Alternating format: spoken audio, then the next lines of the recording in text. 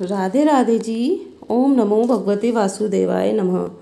आ रही है पुत्रदा एकादशी व्रत। इसके कुछ उपाय वगैरह के बारे में मैंने आपको बताया है। छोटे छोटे उपाय हैं, अपनी संतान के लिए ये उपाय कर लीजिए। संतान सुख में जो भी बाधाएं आ रही हैं, उनकी तरक्की में, उन्नति में जो भी बाधाएं आ रही हैं, उनकी पढ़ाई से लेकर लिखाई से लेकर या उनके जो भी व्यवसाय हैं, तो सभी माता पिता, सभी दंपति इस पूजा को आप कर सकते हैं। तो मेरा वो वीडियो आप देख सकते हैं। तो आइए अब आपको मैं इसकी कथा सुना देती हूँ कि श्रावण शुक्ल पुत्रदा एकादशी की कथा क्या है।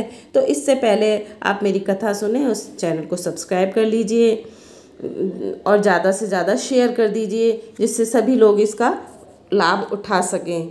तो आइए सुनते हैं कि भगवान कृष्ण बोले कि हे युधिष्ठिर, श्रावण मास में शुक्ल पक्ष की एकादशी का नाम पवित्र है और यह पुत्र की इच्छा पूर्ण करने वाली है। इस कारण इसका नाम पुत्रदा भी प्रसिद्ध है। इसमें गौ माता का पूजन करना चाहिए। इसके महात्म्य की कथा ऐसे है कि एक महीमती नगरी थी। उसमें महीजीत नाम का राजा राज्य करता था। बड़ा धर्मात्मा था, परंतु पुत्रहीन था। उपाय बहुत किए, परंतु सब व्यर्थ गए। दिल का कांटा न निकल सका। राजा को शोक युक्त देखकर मंत्रियों को दुख हुआ और वह लोमस ऋषि के शरण में गए। दंडवत प्रणाम करके विनय करके कहने लगे, हमारे राजा के यहाँ कोई पुत्र नहीं है, बेचारा शोक भवन में पड़ा है। आप कृपा करके उन्हें कोई उपाय बताइए जिससे उनके घर में कुल दीपक का प्रकाश हो जाए। तो मुनि ने दिव्य दृष्टि से उनके पूर्व जन्मों का कर्म को देख करके, तुम्हारा राजा पिछले जन्म में महाकंगाल था और कुकर्मी था। एक दिन घूमते घूमते उसे कहीं जल न मिला और अन्न न मिला, तो दूसरे दिन एक सरोवर मिला। वहाँ एक प्यासी गौ जल पीने आई, उसे लाठी मार करके भगा दिया।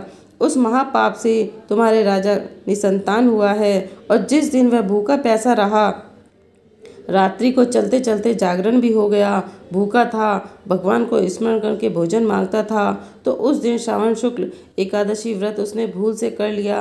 परंतु वह दूध, पुत्र और धन देने वाली पुत्रदा एकादशी थी। तो उसके प्रभाव से राजा को राज्य मिला और गौ के श्राप से उसे निसंतान कर दिया। यदि आप लोग प्रजा सहित श्रावण शुक्ला एकादशी का विधि सहित व्रत करें और फल अपने राजा को प्रदान कर दें, तो निश्चय ही उसके घर पर पुत्र होगा।